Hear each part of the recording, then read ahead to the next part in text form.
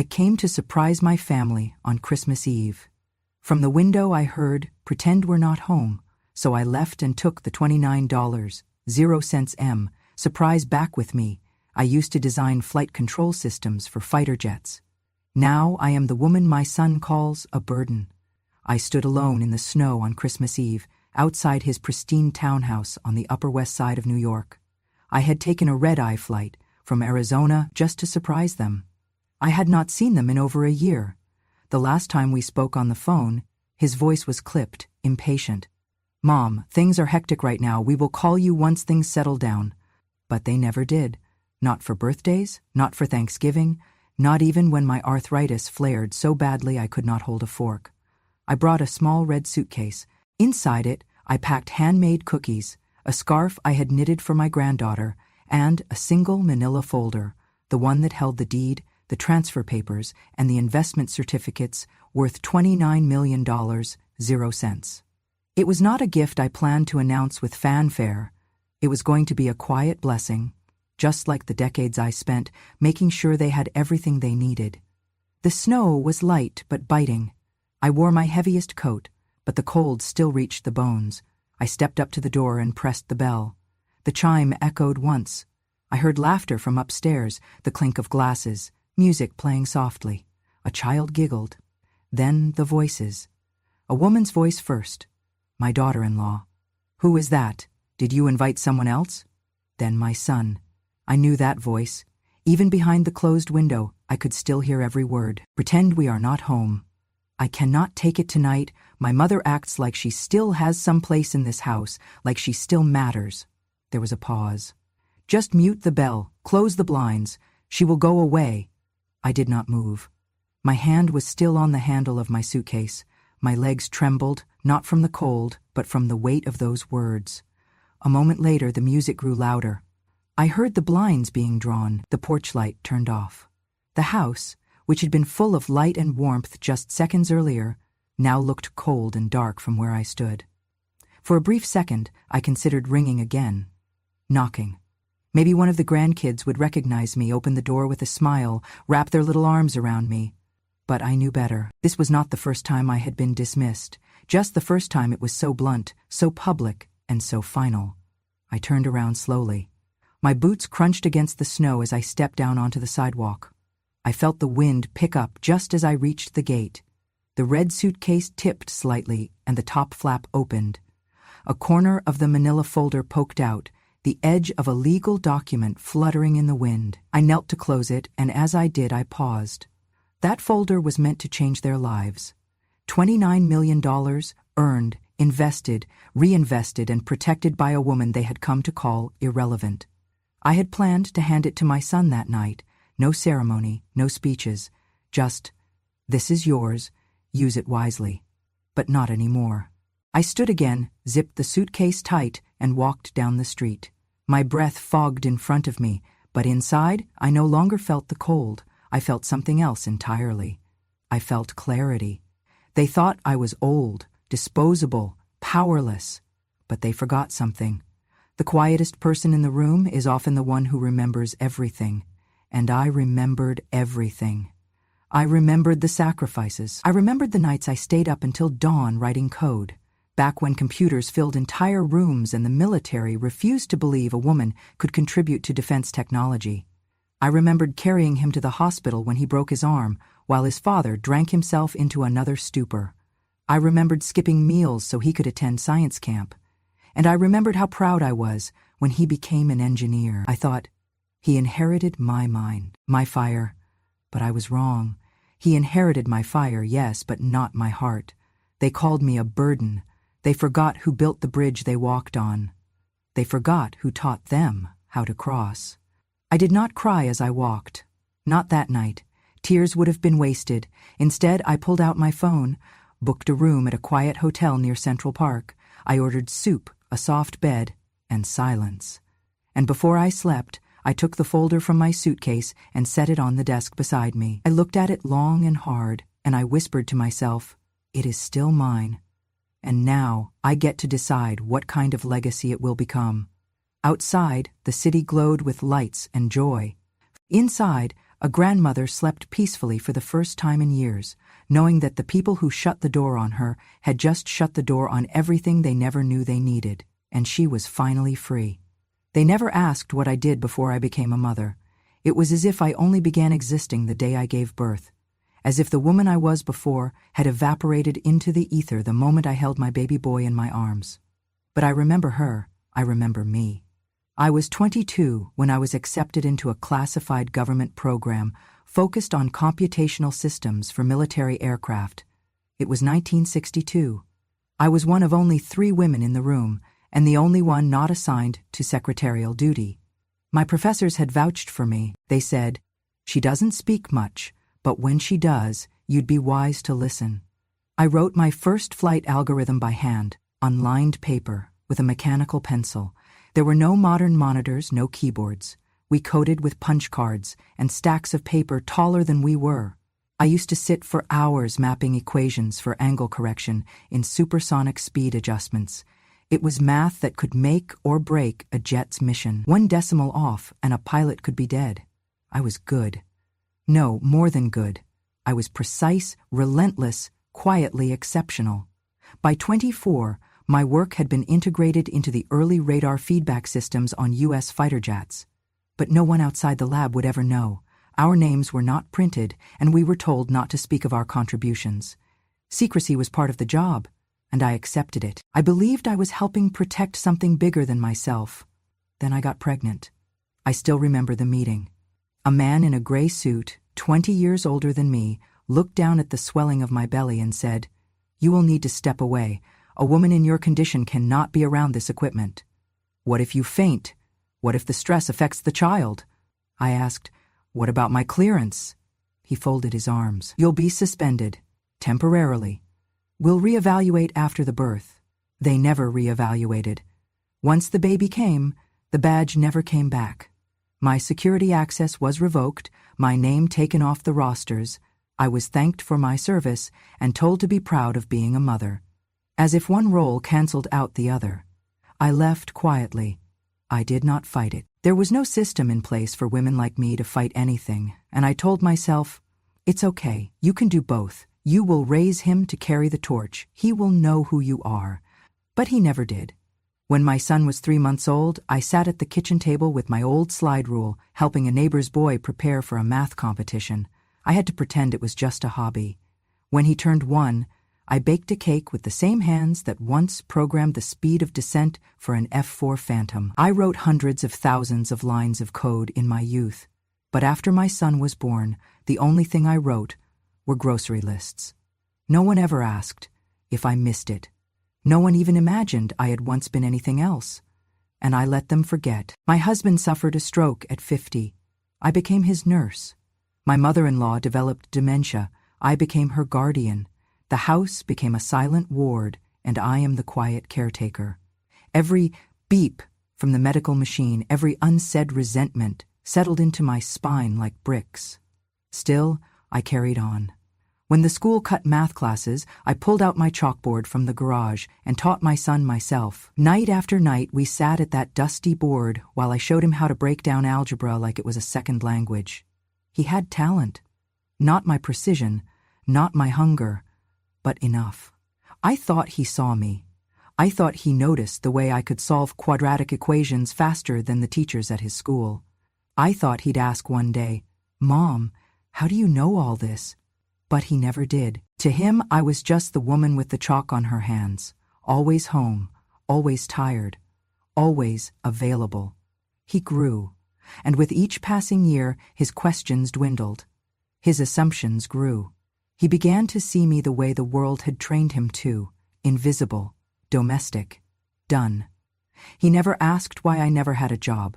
He never questioned how the bills were paid, even when his father could no longer contribute. He never noticed the long nights I spent balancing accounts, learning the stock market quietly through the public library, investing what little I had left from my past life into portfolios that over decades grew into millions. I clipped coupons and bought thrift store clothes while watching my investments quietly multiply. He went to college. I paid for it. He got married. I helped with the down payment. He had children. I sent checks for every birthday, every holiday, every lost tooth. But when I spoke, it was always, "Thanks, Mom," and then back to their world. The last time he visited me in Arizona, he spent most of the trip on his phone. I made his favorite dish, beef stew with thyme and red wine, but he picked at it, said it was too rich for his diet. When he left, he kissed my cheek and said, "Take care of yourself, okay? You're not getting younger." I nodded. I always nodded. I was the quiet mother, the steady presence, the unpaid provider, the forgotten genius. I do not resent him for not asking about my past. I resent that he never once believed there was one. And now, he sees me as a burden. He thinks I am here because I want to cling to the past. He does not realize I was the past he is trying to escape. He does not know that the systems he now patents are distant echoes of the ones I helped create. But I know. I remember. And memory, when buried long enough, does not fade. It sharpens. It waits, and when the time is right, it rises. 3 days before Christmas, I called my son. The line rang 4 times before he picked up. His voice was clipped, distracted. "Hey, Mom, is everything okay?" I smiled even though he could not see it. "I was just thinking, I might come up to New York this year, surprise you all for Christmas." There was silence on the other end, followed by the sound of movement, like he was covering the phone. When he spoke again, his tone had shifted. It was polite, but tight. This year's a bit complicated. We're hosting a few people. Clients, actually. Big names from the firm. It's kind of a full house." I paused. "I can stay in a hotel nearby. I just thought maybe I'd drop by on Christmas Eve, bring the kids some treats." He exhaled, a long, quiet sound I had heard many times before, half exhaustion, half annoyance. "Mom, I'm not sure that's the best idea. It's going to be a bit of a circus here. The girls are running around, Jenna's stressed. I've got calls lined up. Maybe we should plan something after New Year's when it's less hectic." I did not argue. I never did. I simply said, "Of course, I understand." But I still packed my bag, not out of defiance, but out of instinct. Some things a mother does without permission. I packed my red dress, the one with small embroidered roses, the one my husband once said made me look like I carried the holidays in my smile. I baked 6 dozen cookies, molasses spice, his favorite since he was 10. I wrapped them carefully in parchment paper and twine. And then I reached under the floorboard of my closet and pulled out 3 things. A battered laptop, 10 years old, still functional. Contained in its drive was a digital archive of my old projects, raw data, scanned punch cards, letters of recommendation, time-stamped memos. It was everything I had from my years as a military systems developer. A small wooden box.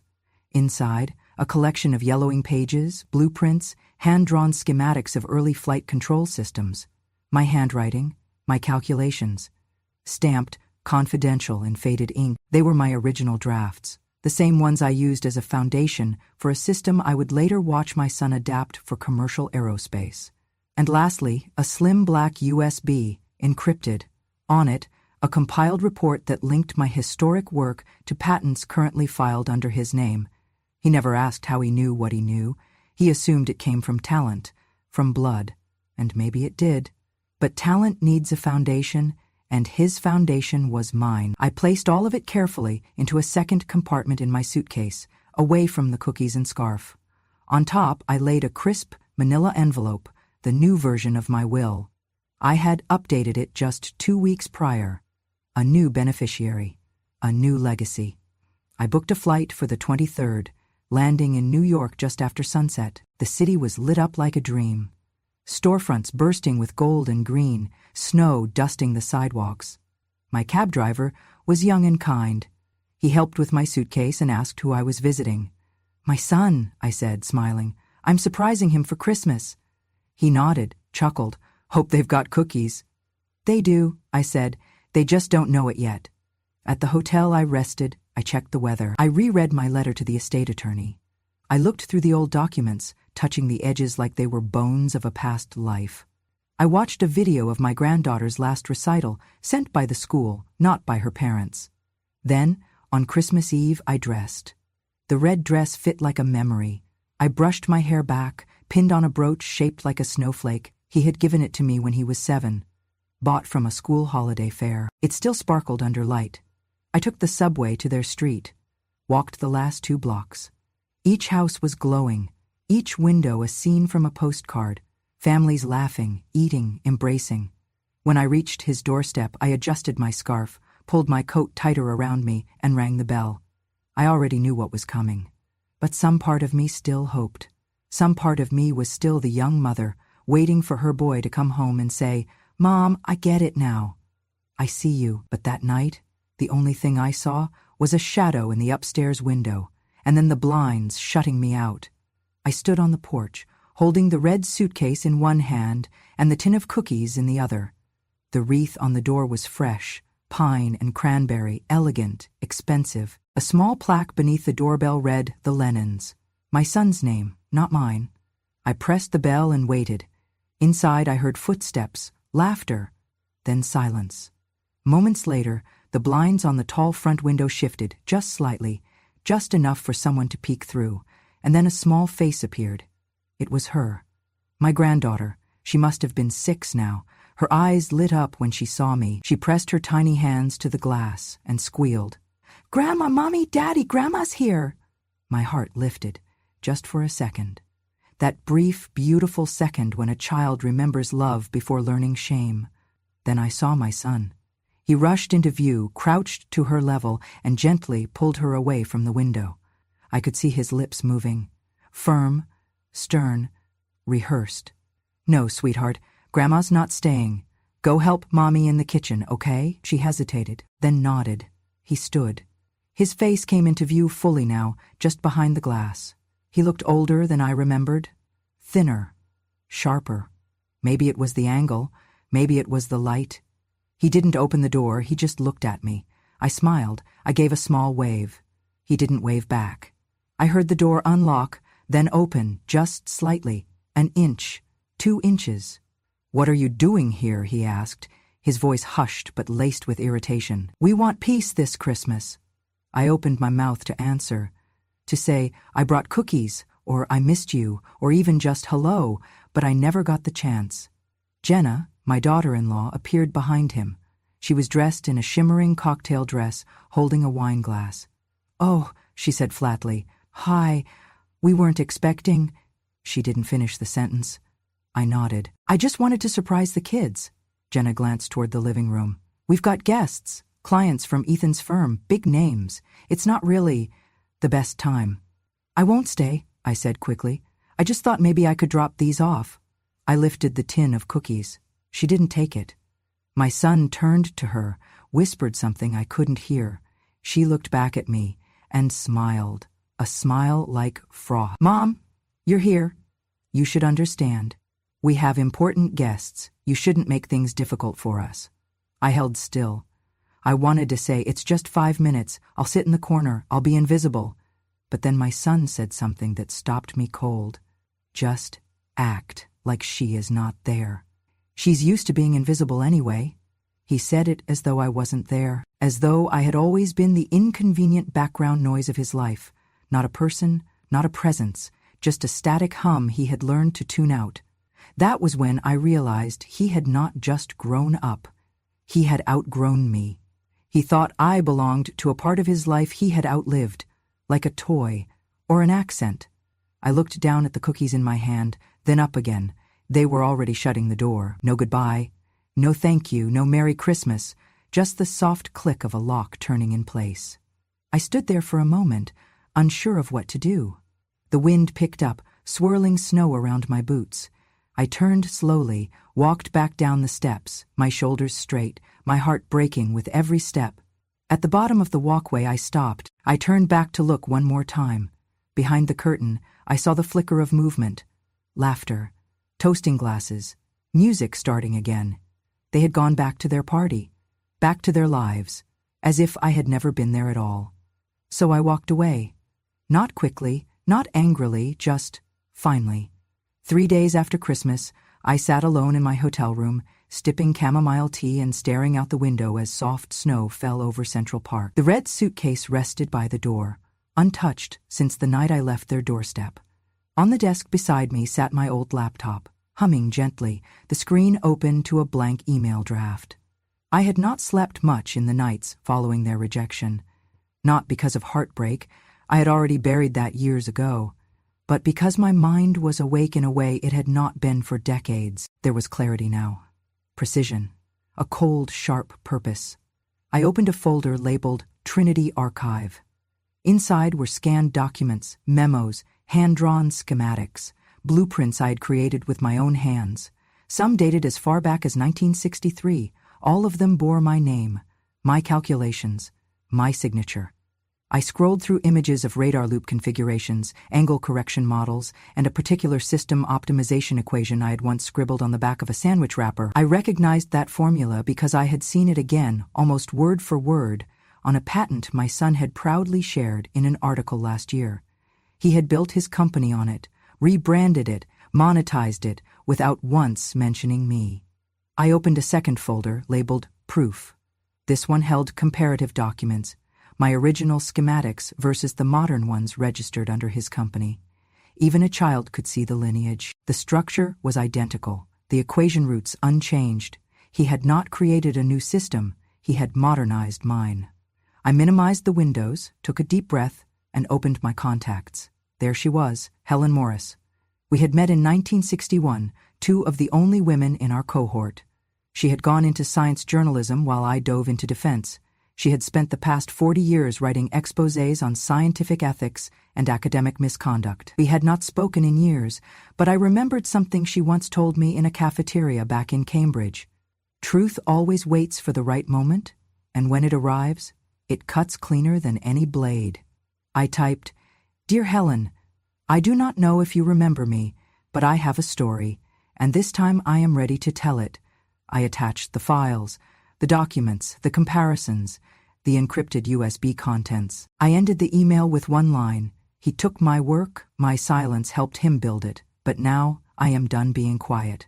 I hit send. 48 hours later, I received a reply. Helen wrote, "I remember every word you ever said to me. I've just spent the last 10 hours going through your files. What you have here isn't just a story, it's history. Let's make it loud." The story went live on New Year's Day. Front page of the Science and Tech section.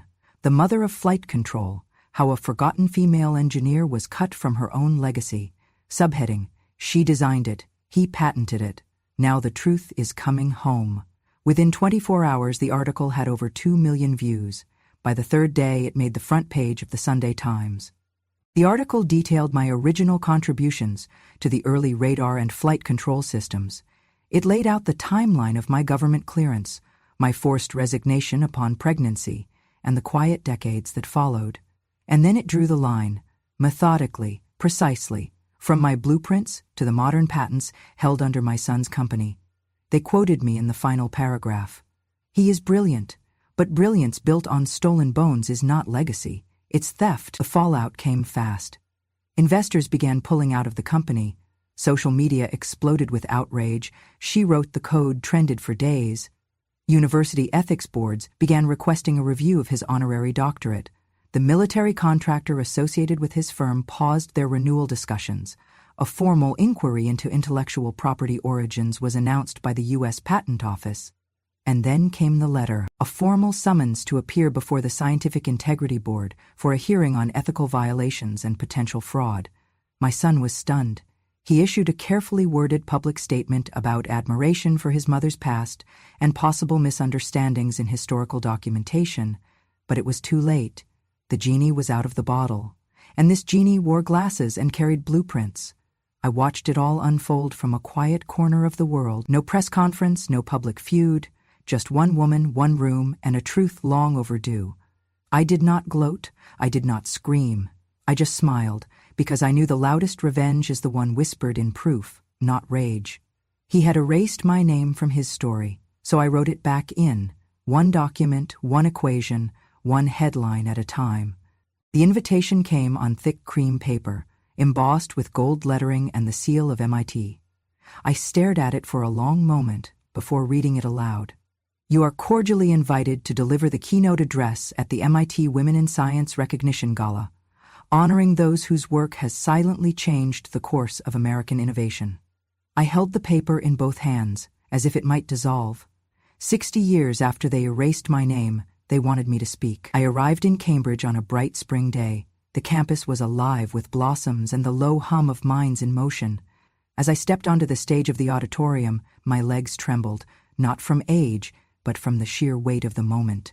The crowd rose, not for a politician, not for a CEO, for me. Behind me, projected on a screen that reached from floor to ceiling, was a black and white photograph of a young woman with thick glasses and tightly pinned hair, standing at a blackboard filled with equations. Me, from a lifetime ago. I spoke for 20 minutes. I spoke of silence, of motherhood and machines, of the cost of being brilliant and invisible at the same time. I did not cry. I did not accuse. I simply remembered out loud and let them remember with me. At the end, the audience stood again. But this time I did not tremble. I stood tall and nodded, not for applause, but for acknowledgement finally earned. A week later, I received a call from NASA. They wanted permission to use that photograph in the new Hall of Honor at their headquarters. "We're launching an exhibit," the director said, "to celebrate the pioneers we failed to credit the first time." They printed my image 10 feet tall, hung it beneath the words, "She calculated silence into history." Visitors stopped and stared at that image, at the equations on the board behind me. Some wept. Young women took selfies. Girls in science clubs posted tributes online. They finally saw me. Meanwhile, my son's company collapsed. After the hearings, after the exposés, after the lawsuits, no investor would touch them. Contracts were voided, his top engineers left. Then came the lawsuit, a class action filed by shareholders, alleging willful deception and intellectual property theft. Depositions revealed emails that referenced my notes, my name, my work. He had known. He had always known. His defense team crumbled. Eventually, he resigned from the board to protect the company's remaining dignity, though there was nothing left to salvage. He disappeared from the press. The man once lauded on magazine covers now avoided airports where the headlines still looped on screens. Then came the final twist. The STEM equity fund I had quietly helped build after the article went viral, the Trinity Foundation, began accepting grant proposals for new engineering research. The foundation, named for the file that had once lived silently in my laptop, was fully endowed from the very fortune I had once intended for him. His name appeared among the applicants. He had submitted a proposal, a technical design, a funding request for a fraction of what I used to keep in savings just for him. My board reviewed the file. Quietly, they passed it to me.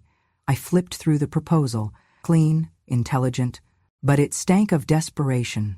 In the final review notes, under recommendation, I wrote one sentence: rejected. Applicant does not meet the foundation's standard for academic integrity. It was not vengeance, it was simply truth. He had burned the bridge, and now he stood at the riverbank, wet matches in his hand, wondering why no one came to ferry him across. I never spoke to him again. He never called, never apologized, but I heard from my granddaughter. She sent a letter. She said, "Grandma, I read about you in my science class. I didn't know you were so amazing." I wrote back. I said, "Now you do." She responded with a picture she had drawn, a girl at a chalkboard, glasses on, hair up, smiling. I keep it in a frame beside my bed. Some days, I wonder what life would have been if they had just opened that door. But most days, I'm glad they didn't, because when they shut me out, they set me free. And now my name is written where it always belonged, in history, in legacy, and this time it will not be erased. 1 year later, almost to the day, I found myself back in New York, not at their house. That door was closed forever, and I had long stopped wondering what might be behind it. No, I was there at the invitation of the Metropolitan Science Archive, where a new exhibit had just opened, Women Who Engineered the Future. My story had a wing to itself. They flew me out first class this time. My name was spelled correctly on everything. At the ribbon-cutting ceremony, a young woman approached me. She had tears in her eyes. She was maybe 30. Engineering badge on her coat, she said. "I changed my thesis because of you. I didn't know women like you existed." I smiled and said, "We always existed. They just did not write us down."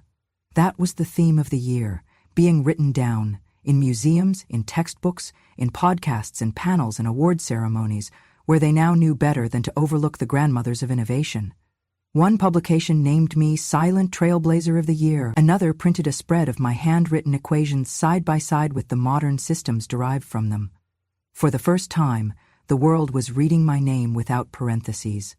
Back home, my days were quieter. I had started teaching again, not in a classroom, but at the local community center. Just a group of older women, most retired, some recently widowed, all curious. We met every Wednesday for Engineering for the Eclipsed. That was their name for it, not mine.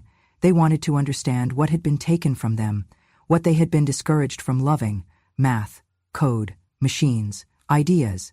And each time one of them grasped a concept, their face lit up like a girl discovering she could speak a language she had been told was foreign to her. We cried often, not from frustration, but from awakening. And each week, I felt a little more complete. Until one afternoon, as I was packing up, a woman lingered at the door. She looked hesitant, pale, her purse clutched too tightly. "I'm sorry," she said. "I didn't want to interrupt. I recognized you.